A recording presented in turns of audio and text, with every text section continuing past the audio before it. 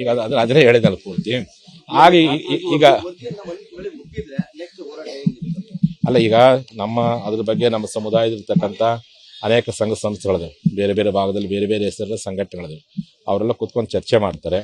ನಾವಂತೂ ನಿರಂತರವಾಗಿರ್ತಕ್ಕಂಥ ಈ ಮೀಸಲಾತಿ ಹೋರಾಟ ಏನು ಮಾಡಕತ್ತೀವಿ, ಆ ಹೋರಾಟದಲ್ಲಿ ಇದ್ರ ಬಗ್ಗೆ ನಾವು ಜನರ ಜಾಗೃತಿ ಮೂಡಿಸಿ ಕೆಲಸ ಮಾಡ್ತೀವಿ.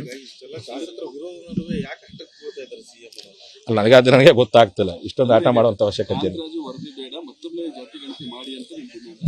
ಕಾಂತರಾಜು ವರದಿ ಬಗ್ಗೆ ಅನುಮಾನಗಳಿರೋದ್ರಿಂದ, ಸಂಶಯಗಳಿರೋದ್ರಿಂದ, ಜನರಲ್ಲಿ ಒಂದು ಆತಂಕ ಇರೋದ್ರಿಂದ ಸಮಾಜದ ಶಾಸಕರು ಅದನ್ನು ಒಪ್ಪಿಲ್ಲ, ಆ ವರದಿಯನ್ನು ತಿರಸ್ಕಾರ ಮಾಡ್ತೀವಿ ಅಂತ ಹೇಳಿದ್ದಾರೆ.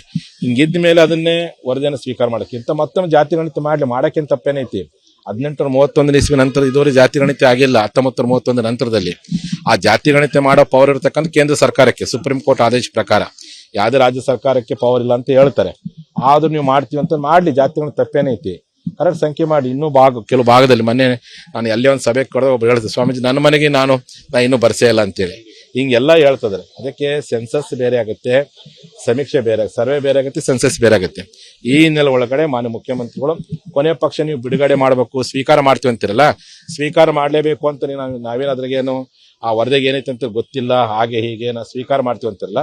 ಒಂದು ಮೀಟಿಂಗ್ ಕರಿ, ಯಾರು ಬೇಡ ಅಂತ. ನೀವು ಲಿಂಗಾಯತ ಮಠಾಧೀಶರ ಮೀಟಿಂಗ್ ಕರೀರಿ, ಸಮುದಾಯದ ಎಲ್ಲಾ ಪಕ್ಷಗಳ ಮೀಟಿಂಗ್ ಕರೆದು ಚರ್ಚೆ ಮಾಡ್ರಿ. ನೀವು ಅದನ್ನ ಹೆಂಗ್ ಅಂತೀರಿ, ಇಲ್ಲ ಅದ್ರ ಬಗ್ಗೆ ನಾವು ತಪ್ಪು ಮಾಹಿತಿ ಯಾಕೆ, ನಾವು ಅದ್ರ ಏನು ಇನ್ನೂ ವರದಿನ ಕಲೆಕ್ಟ್ ಮಾಡಿಲ್ಲ, ಯಾಕೆ ನೀವು ಅನುಮಾನ ಪಡ್ತೀರಿ ಅಂತ ನೀವು ಅಂತೀರಲ್ಲ. ಆಯ್ತು, ನಿಮ್ಮ ಮಾತಿಗೆ ನಾವು ಗೌರವ ಕೊಡೋಣ.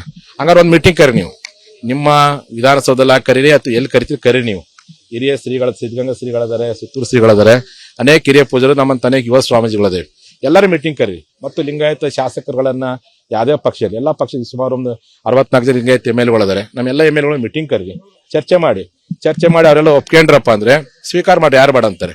ನೀವು ಭಾವನೆಗಳನ್ನ ಅರ್ಥ ಮಾಡ್ಕೊಳ್ಳೋ ಪ್ರಯತ್ನ ಮಾಡಬೇಕು, ಸಮುದಾಯಕ್ಕೆ ನೋವುಂಟಾಗೋ ಕೆಲಸವನ್ನ ಮಾಡಬಾರ್ದು ಅಂತೇಳಿ ಈ ಮೂಲಕ ನಾವು ಮಾಡ್ತೀವಿ.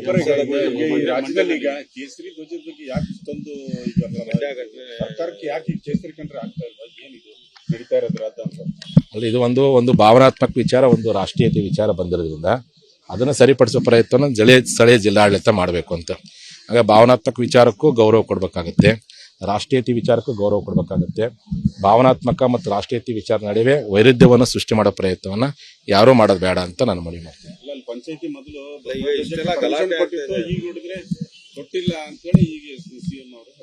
ಅದಕ್ಕೆ ಸ್ಥಳೀಯ ಜಿಲ್ಲಾಡಳಿತದವರು, ಸ್ಥಳೀಯ ತಾಲೂಕಾಡಳಿತವರು ಕೂತ್ಕೊಂಡು ಚರ್ಚೆ ಮಾಡಿ ಭಕ್ತರ ಭಾವನೆಗಳಿಗೂ ತೊಂದರೆ ಆಗದ ರೀತಿಯಲ್ಲಿ, ದೇಶದ ಐಕ್ಯತೆಗೂ ತೊಂದರೆ ಆಗದ ರೀತಿಯಲ್ಲಿ ಸಮನ್ವಯತೆಯನ್ನು ಸಾಧಿಸುವ ಮೂಲಕವಾಗಿ ಶಾಂತಿಯನ್ನು ಕಾಪಾಡೋ ಪ್ರಯತ್ನ ಮಾಡಬೇಕು ಅಂತಲ್ಲಿ ಕಿವಿ ಮಾತಿನ ಹೇಳಿಕೆ ಇಚ್ಛೆ ಪಡ್ತೀನಿ.